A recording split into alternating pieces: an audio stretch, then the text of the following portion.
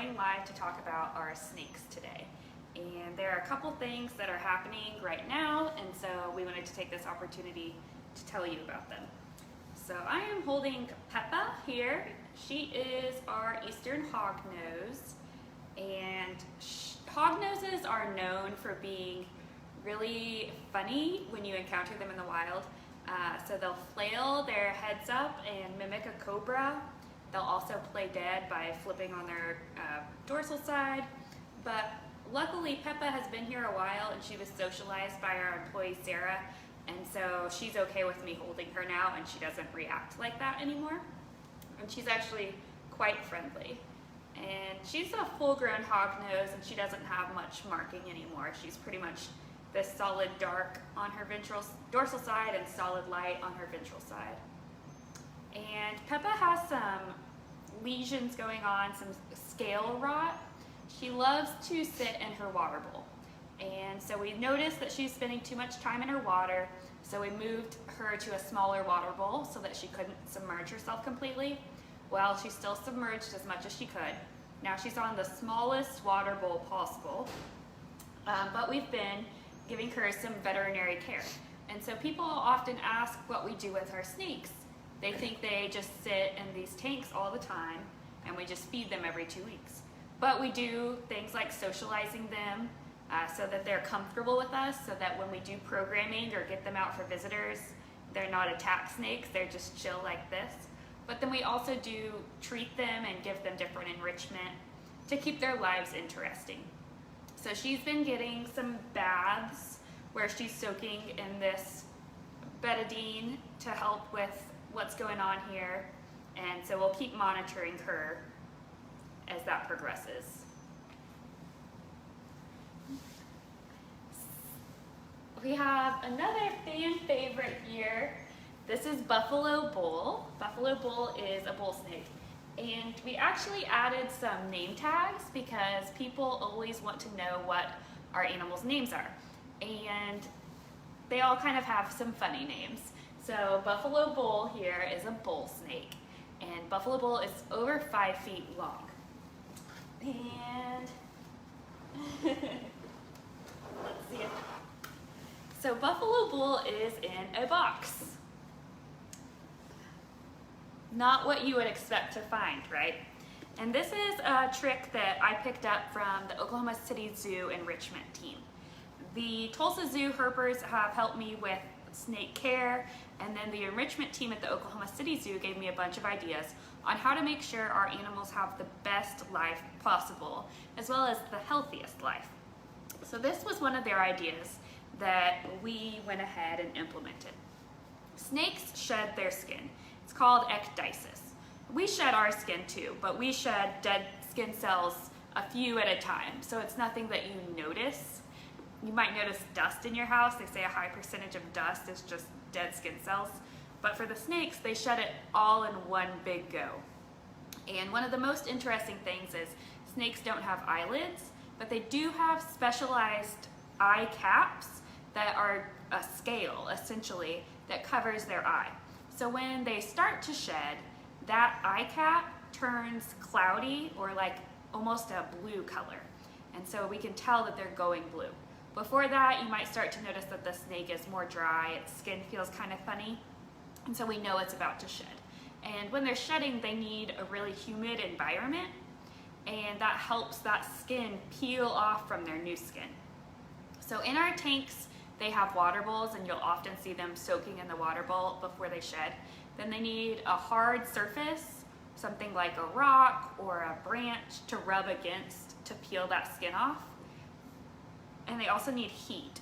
So we have heat lamps in addition to lights in these tanks. And the heat is in separated parts within the tank, so the snake can choose for itself what degree of heat it wants. This is similar but with humidity. So this is just a shoebox, and it has some moss in it, some snake-safe moss, and I soaked it in warm water, and so it's nice and humid. And as soon as I put this box in, Buffalo Bull went in. You can see this hole, which he's so big, I wasn't even sure if he'd be small enough to fit through here, but he fit his entire over 5-foot long body in this box. And so he chose to go in this higher moisture little chamber that we provided for him. We're probably going to have to help him out because he's so big, he can't turn around in there to come out. Snakes shed for a variety of reasons. As they're growing, they continuously shed, so the smaller they are, the younger they are, the more often they'll be shedding because they're growing at a more rapid pace. And then as they age, different species, different individual snakes shed different amounts. Some shed once a year, some shed every few months. So we have some sheds here. They also could shed if they have an injury or maybe have a mite infestation or something else that is upsetting their skin. And so just like we would have a cut and our body knows to form a scab, snakes could have lesions or things affecting their skin and they'll naturally shed. So here is a shed, and you can see how most of the time they shed in this one big piece. And how they shed is similar to if you're wearing a hoodie and you take that hoodie off and it comes off inside out. So that's how their skin is. Starts usually around their head and they're rubbing against something hard and it peels off inside out.